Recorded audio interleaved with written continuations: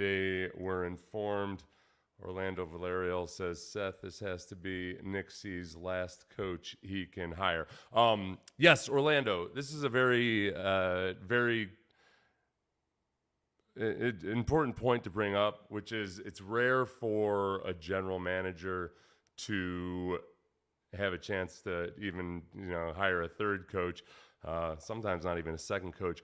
I think the important thing to remember, and I'm not like trying to overly stick up for Nick here or anything, but it was a very bizarre situation these last 2 years because of the Deshaun Watson situation. Now, that doesn't excuse how people responded to the Deshaun Watson situation. Specifically, the two big things that happened where Caserio had to make some atypical hires, but the David Culley hire was, I think, a stopgap scenario before anybody knew about the sexual assault allegations, remember? So David Culley hire was made as Deshaun wanted to be traded, and who knows exactly what Caserio thought was going to happen at that point, but it felt very much like an atypical hire for the purposes of either doing some kind of a reset or to assuage Deshaun Watson. I have no idea. That was a weird one, but at the end of a year, it was very clear and obvious that he wasn't cut out to be a head coach. And that's where the difference is between David Culley and Lovie Smith. David Culley just was simply not cut out to be a head coach. Lovie Smith is very clearly, he's an NFL head coach. He looks, walks, talks, sounds, behaves like an NFL head coach. And I don't think it was the possible embarrassment that, despite losing or despite not winning as many games as David Culley, it felt in many respects like a more respectable franchise under Lovie Smith. But it was also a hire that was made under duress, but again, because Josh McCown was the main candidate that was pushed along by Jack Easterby, who both Cal McNair and Nick Caserio had too much faith in and gave too much power to and too much of a voice, which was a weird dysfunctional scenario. So the Lovie Smith hire was made after he hadn't even been a candidate, because there was the Brian Flores lawsuit. There was the recognition by some people in the organization who had kind of been trying to talk some sense to people that this Josh McCown thing probably wasn't going to fly. And I think, honestly, if Josh McCown had got hired, that might have been the end of Nick Caserio right now. I do think that this will be the last hire that Nick Caserio makes. This is either going to work or it's not. And I say that making certain excuses for the first two hires, but right now, with 4 years left on his contract, he's got an opportunity to go out and hire somebody. In my mind, and I'm not somebody that usually says that you have to hire an offensive-minded coach if you're going to have a rookie quarterback, but I sure feel like that now. I've had my share of David Culley, who really just wasn't a head coach, and Lovie Smith, who had a lot of those hallmark traits of a defensive coach, where you just got the sense that I don't know if this is the guy moving forward. I don't know if this is going to be the guy, just like it was in Chicago, to cultivate a young quarterback. The one thought I did have, and I don't think this is a reason that you would necessarily hire one of these guys, but I do think that given the white-hot heat there is from the fan base in wanting a quarterback, and understandably so, if you were to hire, you'd have to if you were to trade for Sean Payton, or if you were to hire Jim Harbaugh, I think people would trust those guys. I think people would be more inclined to trust them if those guys decided, hey, you know what, we're going to wait a year, or I don't feel great about Bryce or CJ Stroud, or maybe they'd want to trade back and take one of those guys. I think there would be more patience there. Obviously you don't hire specifically for that reason, but it's a consideration. And I think it's also something that I'm almost saying it just because if the Texans decide to go that route, I want to be sure that those coaches know that they're not going to be walking into some landmine where if they don't draft Bryce Young that there's going to be a mass uprising or something. I'm open to all those scenarios. Chigozie Uzo, I apologize if I'm not pronouncing your name properly. Says, I hate that the Texans let Lovie mess up their pick just for him to get fired 6 hours later. I know. This is not likely going to be the same scenario, or the probability would be that it's not going to be as bad as when the Jets screwed it up and could have had Trevor Lawrence, but then ended up taking Zach Wilson. These guys are not graded as high as Trevor Lawrence. Not that that means everything. You know how the draft goes. Pat Mahomes wasn't graded as high as Mitch Trubisky. Deshaun Watson wasn't graded as high as Mitch Trubisky. Although Deshaun Watson in Cleveland has been looking a little Trubisky-ish. But that's a whole other topic. I think that you got to let these guys coach. Yeah, if you had fired Lovie 2 weeks ago, would there have been an interim coach bump? I don't know. Let's see. Siloth says, are people overreacting to the Texans getting the second pick overall? That's what time will tell. It's sometimes the second quarterback taken or the third quarterback taken is ultimately the best choice. Josh Allen was taken after Baker Mayfield and Sam Darnold, but Ryan Leaf was also taken after Peyton Manning. It's a big crapshoot these days. Steve Irwin says, hi, Seth, just a hypothetical. What if instead of completing the pass to Jordan Akins for the 2-point and the win, Davis Mills just took a knee or allowed himself to be sacked, all for the first pick? So what if he Brett Favre'd it for the first pick, which would be the pick that would most likely go towards replacing Davis Mills? I don't know, man. Steve, I don't think that would be a good choice for Davis Mills either for self-promotional purposes or anything. Maybe he'd be like a folk hero in Texans lore somewhere down the road. As far as players themselves, I was surprised.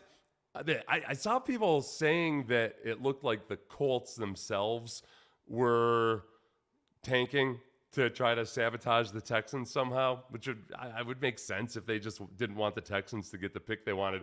You got to understand, when you're watching these two teams play, they can do ineptitude without any extra motivation. The reason that both these teams are where they are is that they made plays like that all season long. I think it's kind of crazy that it all came down to the end. I'm happy for. You know what I feel bad about? I feel bad that Jordan Akins had a hell of a game today, and I don't know. This might be the first anybody has even mentioned it because everybody's all wrapped up in the other stuff. I was on the team in 2005 when you guys all wanted us to lose so we could draft Reggie Bush. Okay. And we did that for you. We were trying like hell to win. We lost in overtime in San Francisco, and everybody rejoiced because we got the number 1 overall pick. And then what happened? They drafted Mario Williams, and everybody hated Charlie Casserly for that. Ultimately, that ended up being the right selection. So you just never can tell what's going to happen. Cody Baker says, Seth, would you be on board with Mike Kafka as head coach to pair with Young or Stroud, or do you prefer a defensive coach? I'm not usually a guy that says, hey, you got to go with an offensive coach, but given the lay of the land and the way it works now is that the offensive coaches get snapped up so quickly that it feels like if you get yourself a good young coordinator, he's going to be gone, and then you got to find yourself another new young coordinator. So I'd be the first to say that, hey, there's Bill Belichick, there's Tomlin. Right now, I mean, up until 7 weeks ago, I would have said there's Mike Vrabel. But look at Mike Vrabel after they lost Arthur Smith and A.J. Brown and all of that. If they can find the right offensive guy, I'd like to go with that. Kafka is intriguing, as are another few guys. I'm surprised by myself, too, that I'm actually pretty intrigued by Harbaugh and Payton. And those guys don't seem like the typical retreads to me. Harbaugh's wacky as hell. Payton's Sean Payton. Sean Payton, I feel like you know what you're going to get. Jim Harbaugh, there's always the risk that you're going to be sick of him after 3 or 4 years. But I'm willing to take that risk. Do you think Demeco Ryans will be considered? And again, that's a question of preference over an offensive or a defensive coach. This is one thing I really like about Demeco, other than Demeco and what I know of him personally, because I played with Demeco. I was in my last year in the NFL when Demeco Ryans was a rookie. And the story I always tell is, like, that was the first rookie in my career that I'd ever felt like I should call him sir, because he was just so freakishly mature. But he's just always dialed in a very intelligent football player. And he's done well with the 49ers. I know some people will discount that because the 49ers are so stacked talent-wise. That's fine, I suppose. He's had opportunities. He stopped taking interviews last year because I think a combination of he didn't quite like the opportunities he was getting, and I think he wanted some more seasoning. The thing about Demeco is he has spent much of his career, both as a player and now as a coach, in that Kubiak-Shanahan system, watching it, practicing against it, talking to coaches. And I think that if you talk about retaining offensive coordinators or being able to select them, I think that in some ways might be more valuable than some guys who perhaps come from other systems, just because I am a big believer in that system if it's run properly and tweaked and modified to your talent, that it just gets the most out of players, and you end up being able to manage the salary cap better. I know the Rams have just thrown caution to the wind with all of that, but it worked out for them. Let's see. Steve says, I saw Demeco being quoted as saying he had no interest in the head. What? When, Steve Irwin? You send that to me. Damn it. I hadn't seen that yet, but I've been missing things lately. James says, I think who the Texans hire at OC and DC is much more important than who the head coach is. More man coverage for Sting. FFS, yes. I agree with you. Stingley needs to be unleashed. And I think that, I'm glad you brought that up. I wonder if at least part of what either Caserio and McNair had issues with Lovie wasn't just the head coach side of things. It was that Stingley wasn't used to the best of what I think his abilities are. And I know Caserio comes from a place where they play man defense a lot. They value man defense. And I'm not trying to do a New England South here or anything. This is more just like nuts and bolts, X's and O's football methodology. And that's why it was such a strange pairing, because Lovie comes from a background of thinking that the D-line is the engine that runs your team, and rush the passer.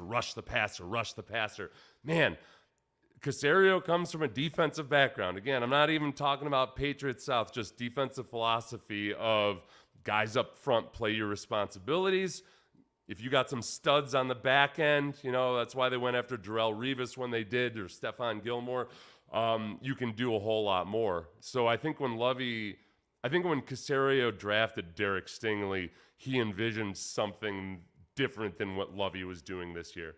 And that, as much as anything Lovie did on the head coaching side, which really, I got to say, I really think Lovie did about as well as he could have in terms of keeping things together. And, could other coaches have been more competitive, won more games? Sure, probably.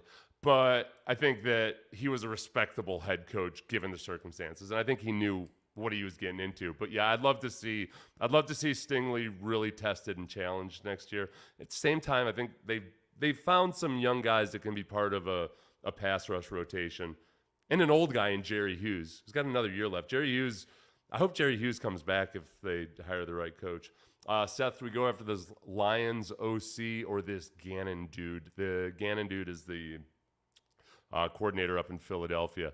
Somebody said something to me earlier this year about the Eagles' run defense. It was right after they had right after the Eagles had signed Linval Joseph and Ndamukong Suh, because without their rookie nose tackle Jordan Davis, they were just a mess defensively. And that listener said that he wasn't impressed with Gannon because of that, because they had to hire guys from the outside to come in and fix the run defense. At first, I disagreed with him, but then it wheedled its way into my brain, and now I got to revisit that and figure out exactly how I feel about that. I do respect the fact that they went out and got some older guys. I always like to see older guys get jobs. Let's see. And also, honestly, that's the big thing over the next week or two is getting a power ranking of some of these offensive coordinators and figuring out what we do and don't like. Nunya says the one-time Rex Bleeping Burkhead could have been a hero for the Texans during the 2-point conversion. They botch it. I know. It was. I'm trying, and I haven't really gotten wrapped up in the number one overall stuff, except that as we got closer to it, it started to be like, a lot of you guys know how I feel about the draft. It's just such a crapshoot. Lovie said something that was true the other day, which is that, hey, if you're at the top of the draft, you got a better shot at getting a good player. But as we all know, half of the guys in the first round don't work out anyway. But there's something about when you get closer and closer, it gets irrational, and I started succumbing to that. It's like how I won't play Mega Millions until it gets up to $500 million, because somehow like $450 million isn't enough to entice you into doing Mega Millions. But $500 million, like I got to get a ticket. So that's how it got to be. It was like the $1 billion Mega Millions lotto. And I started getting kind of horny for that number one overall pick. And it's what can I say? I'm just a man. Let's see. You have to go O and Ben Johnson. You guys are, hey, hit me on Twitter and subscribe to my YouTube, please. I'd love it if you did that. I'm having fun on YouTube. This is a good time. All your favorite OC candidates and your arguments for them, because some of you guys are dialed the hell in on these guys, and I got to catch up with you guys. Bears got to sign him as a DC or something. Lovie Smith, or who? Who's got a? I don't know. Charles, the Bush Bowl. That's what I was talking about, man. Was the Bush? We called the. Okay, real quick story. Some of you have heard this before. 2005, we would end up going 2-14. Everybody wanted us to tank for Reggie Bush. And just as it is these days, there were all kinds of conspiracy theories because we had a bunch of weird and wacky games that year that somehow we were actually trying to tank, like actually trying to lose on the field. The weirdest one was when we were playing the Titans. Chris Brown actually ran a fake field goal to get into better field goal position. He ended up shanking the closer field goal. And because he shanked it so badly, people accused him of missing it on purpose to get Reggie Bush. So when we came into the facility on Monday, somebody had gotten a blow-up doll and put a Reggie Bush jersey on it and put it in Chris Brown's locker. So that was kind of the height or the depth of tanking for Reggie Bush. That was a weird year. But the players, as far as I know, have never subscribed to that. Keck says, have you seen the reports about Vrabel or McDaniel and even Sean McVay maybe shown the door? Do we have a chance at any of those coaches? Okay. McDaniel, I've seen those reports. I got to be honest with you. I think the worst thing that McDaniel did this year was almost convince the Dolphins that Tua was the guy. And so I'm saying that tongue in cheek. I think McDaniel might be the real deal. He's so quirky that it's hard to picture him quite being that guy. I feel like his shtick would not survive genuine adversity all that well. I think guys are willing to buy into it as long as things are going well. But I think they need a different quarterback. Now, having said that, that's how I feel. Stephen Ross or anybody else there might feel differently than that. I would love a crack at Mike McDaniel, despite his quirkiness. I like quirky with like my Hollywood actors singers, various internet personalities. Coaches, I'd like them a little bit more psychotic, than quirky. But McDaniel might be the guy. Sean McVay seems like he might just be burnt out. So, when Andy Reid left Philadelphia, I felt the same way. And you remember Andy Reid had the tragedy with his son. And I felt like Andy Reid just needed a year or two off. So I was dead wrong on that. But he also was coming off a year in Philadelphia where it looked like he had checked out. He'd made his buddy the O-line coach. His O-line coach, buddy, he made the defensive coordinator. There was all kinds of weirdness. And I thought it was the worst thing in the world for Andy Reid to go to Kansas City. And I was very, very, very wrong about that. I wonder with Sean McVay, who's never seemed to really get all that stressed about everything, I wonder if maybe he saw the writing on the wall this past offseason and thought that maybe the Rams had reached their expiration date. I also think that, I don't know, he's been with Les Snead, the GM there, for a while, and maybe they might get along and yet have professional differences of opinion or something. I don't know. They've had this aggressive strategy of trading away all their high draft picks for a long time now, and it might just be that part of him planned on getting out all along. But he does seem like the guy that he seems like a guy who genuinely wants to try out the media and see what it's like. So if the Texans get McVay, I think it would be a little on further down the line. Vrabel's a really interesting one because I've been floating Vrabel as a potential getting fired guy for about a week now. And I don't know if you've seen reports or not, but I mean, I know that ownership loves him there, or at least did love him, but he's an abrasive guy in a good way, I think, like in a way that a lot of football coaches are abrasive guys, but sometimes that doesn't survive adversity all that well. So they fired their general manager, John Robinson, in the middle of the season. Vrabel goes on to lose 7 games in a row. Was it 8 with the last one, or was that 7 when they lost to the Jaguars? Whatever it was. There's a lot of games in a row. And they have excuses, one of which was they traded away A.J. Brown, but I wouldn't mind Vrabel coming back. He did have genuine excuses this year. I got to find out what his plan is at offensive coordinator. I mean, Arthur Smith was a really good offensive coordinator, and I don't know if Arthur Smith in Atlanta, that's the kind of guy, I think, like kind of like a Norv Turner, where some of these guys prove eventually that maybe they're just not head coaches, but they're really good offensive coordinators, except Norv kept getting chances as a head coach. But these guys, Dick LeBeau as a defensive coordinator, he'd run his course as a head coach. He was going to be a defensive coordinator for the rest of his life.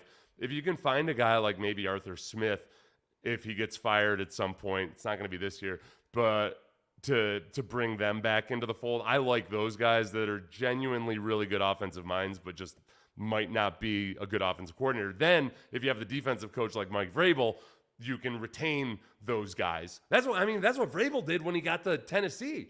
He hired Dick LeBeau. No. Was it not Dick LeBeau, the other dude from Baltimore? Anyway, that is what Tomlin did when he got to Pittsburgh, was he retained Dick LeBeau, and it worked out great. And that was as a defensive guy. Tavis Stapleton says, do we keep any guys from the current staff? That is a really good question because, as we know, I'm going to pull up the Texans coaching staff here just so I don't forget anybody. As we know, the Texans are paying a lot of money to coaches who no longer work for the Texans. They're paying David Culley. They're paying Lovie Smith. They're still paying Bill O'Brien. I think Bill O'Brien might have one more year. So here's who I think stays. I hope Frank Ross, the special teams coordinator, stays. The Texans actually have genuinely good special teams.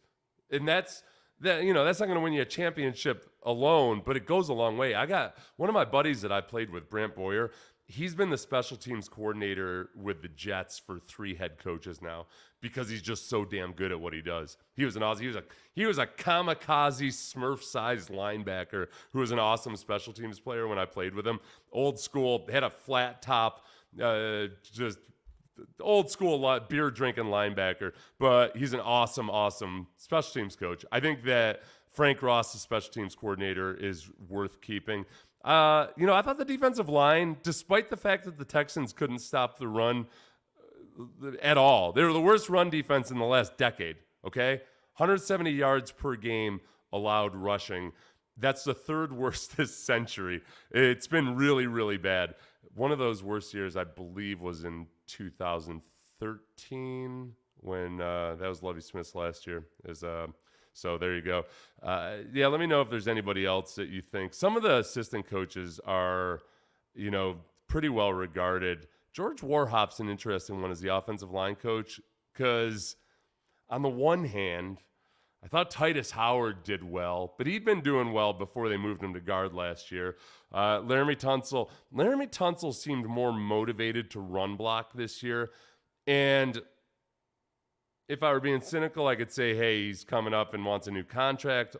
If I weren't being cynical, I would say George Warhop tends to really focus on a lot of on the motivational side of things. And I could see him kind of being a guy that would question your toughness or your manhood if you only wanted to be a pass blocker. So there's something about George Warhop. I know that Kenyon Green obviously was not where we wanted him to be, but I'm hoping that at least part of that was the fact that he was a mauler in college.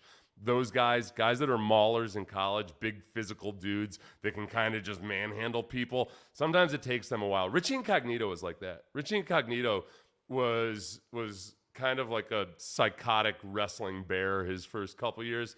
And then once he learned that he couldn't just physically assault NFL defensive linemen because he'd whiff on him too much, he started being pretty good. The only guy that he didn't learn the lesson for was Antonio Smith. And that's why Antonio Smith had to defend himself that time he swung his helmet at Richie Incognito, because Incognito was taking dirty shots at Antonio the whole game because Antonio pissed Incognito off so much. Not like by trash talk or anything, but just by beating him. But I digress. So we don't want Kenyon to completely emulate Richie Incognito, but we'd like him to get to be on the same level. Steve Irwin says, and then Mario Williams chased the money after they drafted him. My God, we've got a lot of comments here. I'll try to catch up to where we are. Okay, so the other Chip says this. Sometimes divorce is a good thing. Wow, jeez. Lovie Smith on Lovie Smith. So for those of you who aren't aware, Lovie Smith had a saying that he would use mostly when it seemed like the team said goodbye to players where there might have been something more going on behind the scenes. Maybe there was a little bit of friction somehow. He would say sometimes divorce is a good thing. And yes, unfortunately, is this divorce? It feels almost like an annulment.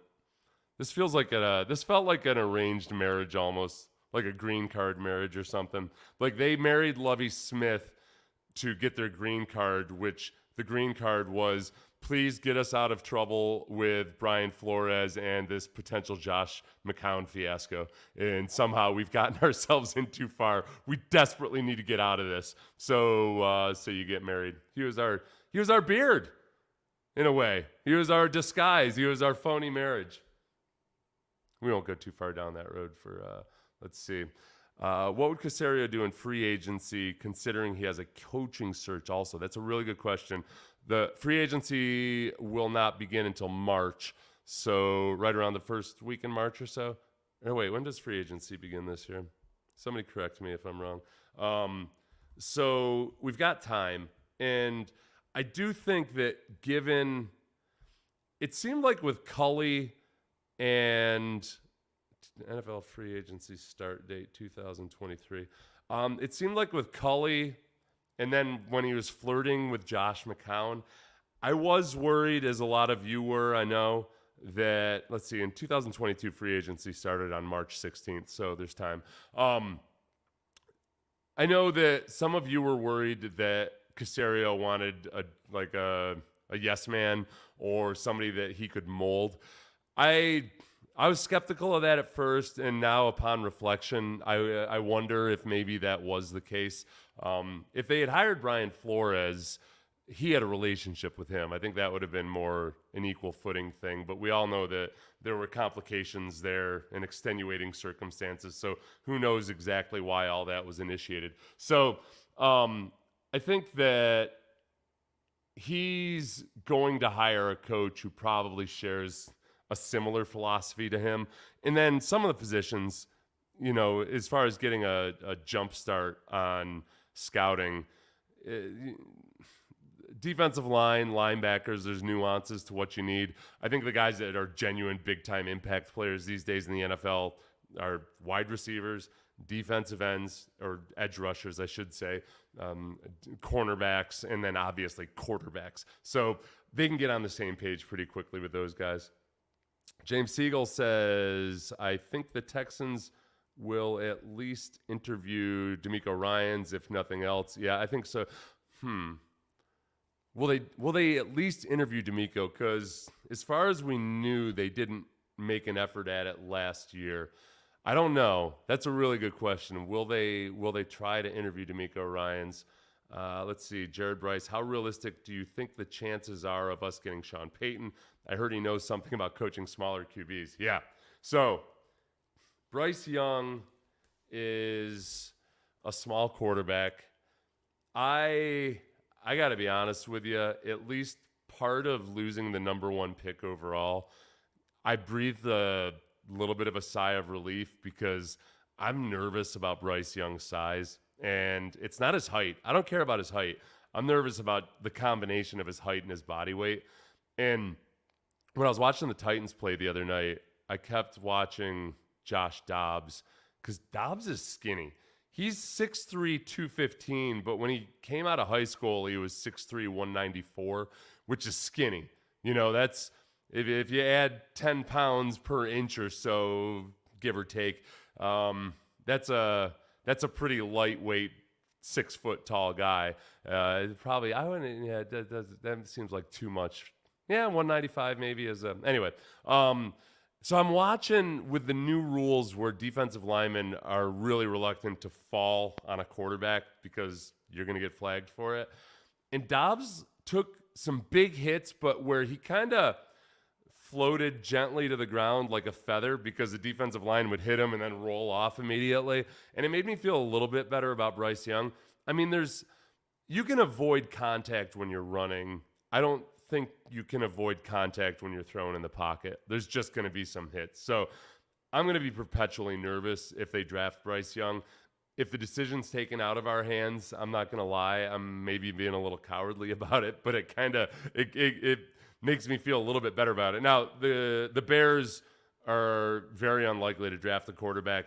The question would be, is somebody going to trade up to number one overall to draft an atypical quarterback like Bryce Young? And neither Bryce Young or CJ Stroud are graded at the level of, say, a Trevor Lawrence. So it's rare for people to trade up to number one overall. And yet, Mitch Trubisky was traded up for as a high draft pick. The number one overall pick, it's a little dicey because I think part of it's a psychological thing. When you take number one overall, you've kind of got a target on your back. And the people that are up there always feel like it's worth more than the people down below, I think it's worth, because they're kind of putting their neck out on the line if they trade up for number one. So I'm not, I don't know. Let's see. Charles says just a special teams coach for just keeping on. El Mario says bring in Louis Riddick. Okay. I have a hard time projecting what any of the guys who aren't personnel guys. Now, Louis Riddick was a personnel guy, but I got to think at this point, he's been in media longer than he was in personnel. John Lynch, I was the same way. And I think the common thread between those two is that they both have studied it a lot. John Lynch talked to John Elway a lot because they got that Stanford connection. And he really looked into it as he was a broadcaster, and I think used all of the time and FaceTime he had with league people. You know, as a broadcaster, you get to interview those coaches every week. You get to talk to executives at different organizations. And the advantage those guys have is I do think that they see a much broader diversity of different philosophies, of different corporate structures or organizational structures than most people who spend all their time working in it do. So I do like that aspect of it. And the other thing too is whenever you elevate one of these guys to be a GM, it's amazing to me that in any other aspect of life, when you get to be a general manager, you've typically spent time at a lower level where you're in charge of some financial stuff and you do hiring and firing. And it's really not that way with football. You take people that they're getting expertise in their field and they're tasked with jobs and they have a lot of input into things, but there isn't necessarily a whole lot of decision making. Like an assistant manager at McDonald's might have had more experience with hiring and firing. Actually, I don't know the structure at McDonald's. Do assistant managers hire and fire at times? I don't know. But assistant managers at various businesses have more experience with hiring and firing and staffing and all those things than some general managers do. So Louis Riddick would be very intriguing to me, and I know they've talked to him before, but that's where there is no template for hiring these guys. But I also, by the way, you know, last year's Monday Night Crew, when the color commentators were Brian Greasy and Louis Riddick, that was 2 years ago, right? I didn't like them that much, and I like Louis Riddick, and I realized this year when I've seen Orlovsky and Riddick together with what's his face there, the play-by-play. I like those guys a lot. So selfishly, I'm kind of like, well, I don't know. I like those guys as a broadcast crew. So maybe leave Riddick alone for a while. Let's see. Do you think Demeco would have any interest in the Texans, considering he sued the Texans in 2016? I think so. For one, let's see. 2016. Cal's been involved with the organization for a long time, but the field thing. I don't want to say that, you know, nobody cares about lawsuits, but I do think that it's almost like a workers' comp case. You know, it goes above and beyond it because you're suing it's not like you're suing, it feels a little bit more personal. Workers' comp, especially back in the day with NFL players, it was kind of, you retired, you filed workers' comp in California. It was weird. It felt shady. There was like a loophole where basically if you played in California at all, you were entitled to a portion of workers' comp awards from California. It was a strange situation. Anyway, so I don't. Oh yeah, but the reason I would tell you that is, you know, Bruce Matthews, while he was coaching for the Titans, also had a workers' comp suit against them. It was the standard. Hey, he had retired and he was getting the workers' comp money that was kind of standard, but you had to sue him to do it. So it's not foreign in the NFL for that to happen, and I don't think, I've heard other people, intelligent people, think otherwise. My personal gut feeling is that it might not be that big a deal. I'll say honestly, like I've had my run-ins with the McNair family in terms of just being a sports media guy that's been aggressively critical at times. And I say run-ins, I shouldn't say it run-ins, but, you know, disagreements, or they disapproved of various things I said, and that's just life, you know, but they've always been super cool about it. And I think probably they've forgiven me for saying some things where maybe I crossed the line that maybe I wouldn't have forgiven other people. So that's big old dumb me. Demeco Ryans is like super qualified and stuff, you know? So let's see. Do you think Aaron Rodgers is retiring? What happened? The way he walked off the field makes me think he is. I don't know. You guys know my feeling about quarterbacks and head coaches. I don't like them to have perspective on life. I feel like Aaron Rodgers, with this spiritual, mystical journey that he's been on for these last couple years, I feel like he might have a little too much perspective on life, which is great for him personally. It's also interesting that he was able to leverage a record-breaking contract out of having that new perspective on life. I think most likely he's just tired, and that happens. Honestly, Lovie Smith going for 2 at the end. I know. I heard somebody call into the post-game show today and say that they felt like that was an FU to the team. Basically, like, yeah, we're going for the win now. There will be no tie, and you're not getting your number 1 overall pick. Honestly, some of it, I think, is that by the end of the season, you're so tired. I could see a coach just saying, like, nope, we're finishing this thing right now. And I think for the Texans, I like winning I think when you have a chance to win the game with one play, I say you go for it. Especially when you decide not to go to Rex Burkhead for the first time in this calendar year. Well, first time, obviously, in this calendar year, or 2022. Yeah. So no, I don't think he'll retire. I think that, by the way, okay. I don't think he'll retire. I do wonder if you guys like Caleb Williams better than you like the guys this year. And even though it's no guarantee that you're going to, this is a stupid plan. But let's say that you maybe just like any quarterback to be named later, some younger guy, maybe in next year's draft, whoever it might end up being. Or maybe trading for a veteran or something. How would you feel if Jim Harbaugh or Sean Payton were to come here and they were able to entice Tom Brady for one last season? Would you? I don't know. I don't know if I can talk to you.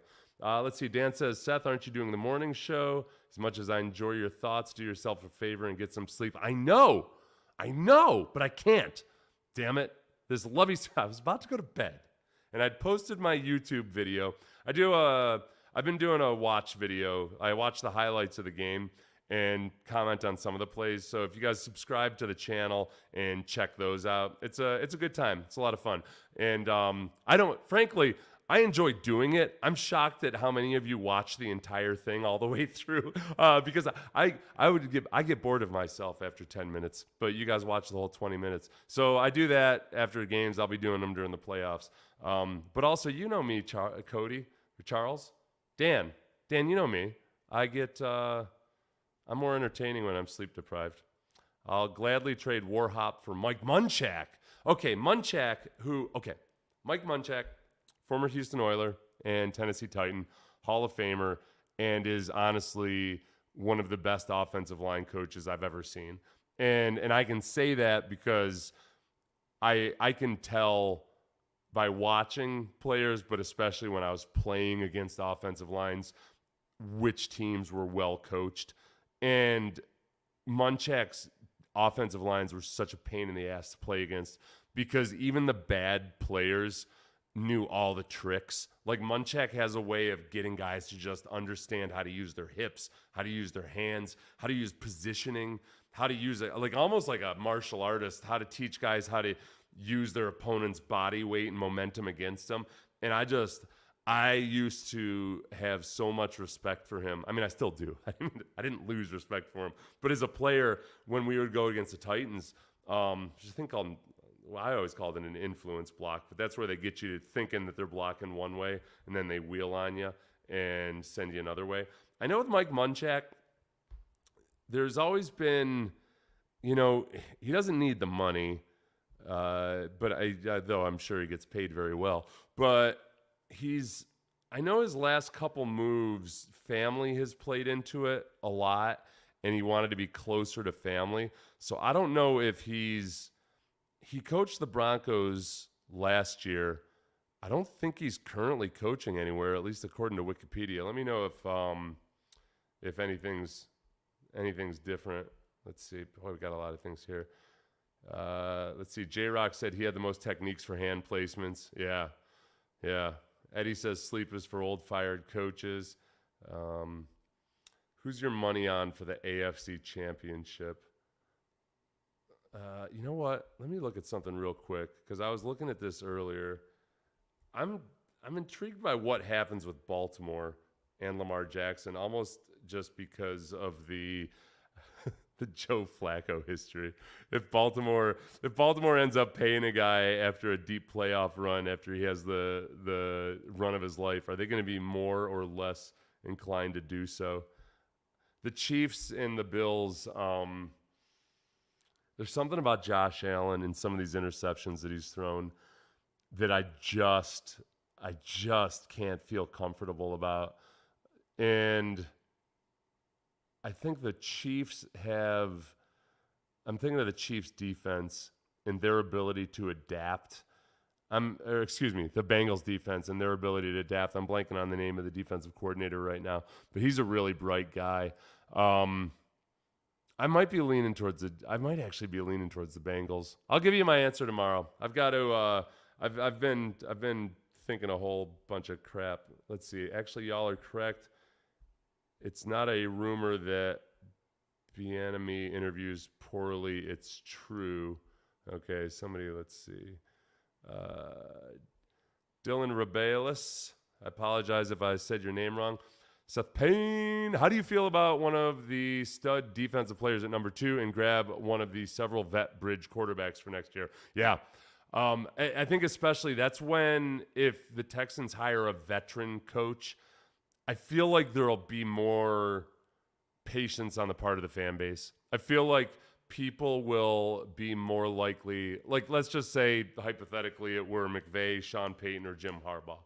I think that if one of those guys were to come in and say, look, we're gonna get one last great year out of Tom Brady, or we're gonna get the best out of Derek Carr and Jimmy Garoppolo would be tough to get excited about. Garoppolo because of the injuries. Derek Carr, would Derek Carr come to Houston?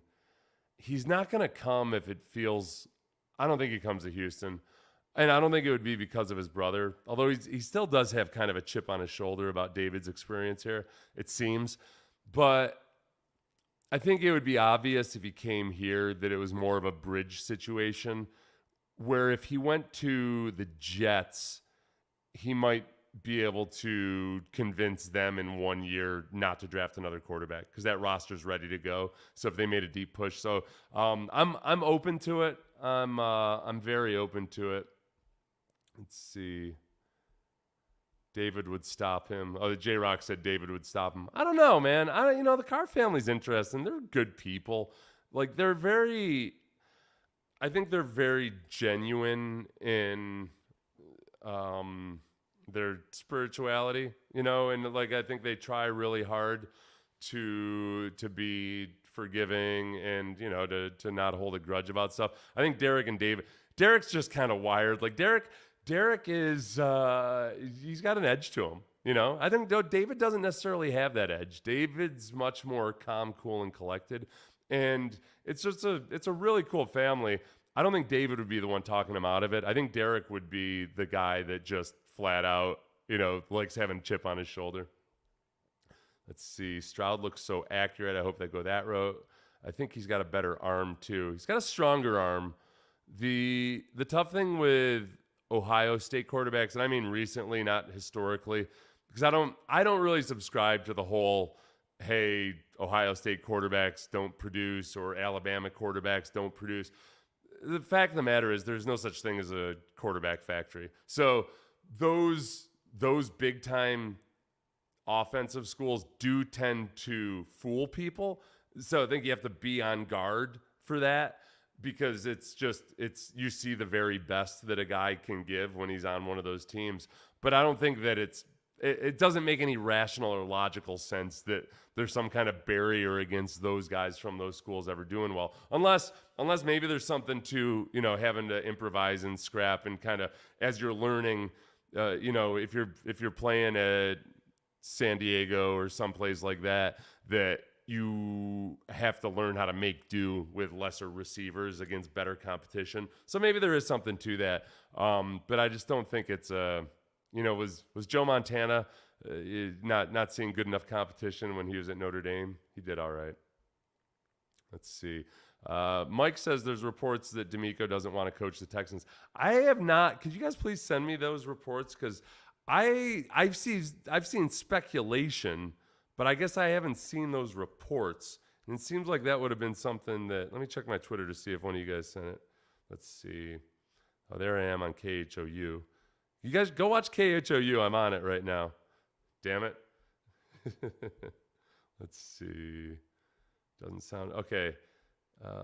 Give me Miko, give me death. Doesn't sound like he's coming. Yeah, I don't know. All right, I think I've got to get up in, oh, geez. I got to get up before too long. Give me any, as far as Lovie Smith goes, Jerkwad says, wow, our football team is so brave and clutch. I don't know if that's in reaction to something I just said or just the whole scenario here. Lovie Smith getting fired, since that's what we were started. I feel like we veered into talking about replacements and all that other stuff. Lovie Smith being fired, I think in much the same way, but more so, nobody's blaming Lovie Smith for the Texans being bad in the same way that nobody blamed David Culley for the Texans being bad. It's just that there's also a feeling that Lovie Smith is not the guy to move the Texans into the next era of gloriousness. That's right. The golden age of Houston Texans football is nigh. And I would say if we, let's see, optimistically turn around next year, because they've got, look, if Derek Stingley, don't even give me Kenyon Green yet, okay? If Derek Stingley can be the guy, and Steven Nelson played just fine. Like, if Derek Stingley delivers on his promise and Steven Nelson is just Steven Nelson, I feel pretty good about that defensive backfield with Jalen Petrie back there. And you fill in some of those holes. You draft a stud pass rusher. You maybe draft a wide receiver. And if only one of those guys works out, and then you go out and get somebody in free agency, and let's say John Mechie. I'm gonna say, and you go out and get two guys in free agency, one of whom is a bust. You draft 2 first-rounders, only one of them works out, but let's say it's the pass rusher that does. Then you go, and then John Mechie comes back and is healthy. Like, that alone right there, depending on who the quarterback is all of a sudden a much more formidable team. And a lot of that obviously now just comes down to who is the coach, what is his offensive philosophy, how does he work with young players, and how much do we have to trade to get Sean Payton. So that's the big question. I'm going to tell you real quick, NFL head coaches who were traded. The biggest haul was for Gruden, and Gruden, remember, went to a Super Bowl ready team. So that was like, they didn't have to use those draft picks to load up. Let's see. Gruden, it was a first round draft pick in 2002, a first round pick in 2003, a second round pick in 2004. The Buccaneers also threw in $8 million in cash. Man. And then he went back there. How many years later? 20 years later or so, and got even more money, 100-some million guaranteed. Herm Edwards, it doesn't say what Herm Edwards got for his trade. Mike Holmgren from the Packers to Seattle, to the Seahawks. That was a relative pittance, if I remember. The Packers received the Seahawks' second-round pick in the 99 draft. Bill Parcells traded from the Patriots to the Jets. That was a weird one, right? Let's see. They gave the Patriots the Jets' 3rd and 4th round picks in 97, a 2nd round pick in 98, and a 1st round in 1999. All right. So would you be willing to give up a 1st rounder for Sean Payton if you didn't have to give up anything for Jim Harbaugh or any of these other coaches, obviously? I was thinking of veteran coaches. I think McVay genuinely doesn't want to coach for at least a year. I think he needs some time. Jerkwad says, how did they miss on Sauce last year? He was the obvious choice and is looking like a huge impact player. How can we trust Caserio now? Okay, this is, and Eddie says, I definitely blame him for that piss poor defense, talking about Lovie. Okay, I agree. I think the defense should have been better than what they were. I don't think they were going to be a top defense, but they should have been better than what they were. As far as missing out on Sauce Gardner. I think that the big question with Stingley is injuries and then the misuse of him by Lovie Smith. And that's one thing we talked about a little bit earlier here. Jerkwad, you said that was sarcasm earlier. Awesome. Thanks, bud. As far as what we talked about earlier with Lovie Smith, I mean, he might be getting fired as much for not deploying Derek Stingley the way that Nick Caserio maybe wanted Derek Stingley deployed. Just sitting him back there in soft zone coverage and having him come up and make tackles and really not having as many opportunities to be tested as Sauce Gardner. That's just downright criminal, I think. And Stingley early on, he showed he had the aptitude. He was running with some of the studs. He was getting in trouble with his hand fighting. But somewhere along the way, either maybe because of injury or just because of Lovie Smith, they veered away from that. And it was weird because at times they would flip-flop him and have him follow the best receiver, but it was almost like, not so he could shadow him like in coverage, but shadow him like you might shadow somebody at work on bring your son to work day or something, like from a distance. It was really, really weird. So that's something that hopefully changes. And as far as the head coach dynamic, look, managing Pep Hamilton is part of being the head coach too. I don't like it. I don't like coaches being the coordinator unless they've shown that they can function, that they can function really well in that capacity, unless they've got a guy they can genuinely trust on the other side. Like Gary Kubiak, he was the architect of the offense while he was here, but it wasn't really until he got Wade Phillips that all of a sudden the team could function well, because he had a guy that he needed for that team dynamic. All right, let's see. Ken John says, thank you, Seth, for going live. I really needed this right now. I appreciate it too, guys. And please subscribe. I've been putting out a bunch of YouTube stuff. I really enjoy it. I'm starting to try to just use YouTube almost like my show prep for the radio show, 6 a.m. to 10 a.m. on Sports Radio 610. So, just in 6 hours or so. So, but I've watched film and I put up my thoughts about it and everything. I'm going to do more and more as the off season goes along, including like really getting into the offensive and defensive coordinators right now that might be candidates. And then also the draft, because it's draft season, baby. It's draft season today. I don't know if you guys know or not, but the Texans have the number 2 overall pick this year. It's kind of a big deal earlier. All right, guys, take it easy.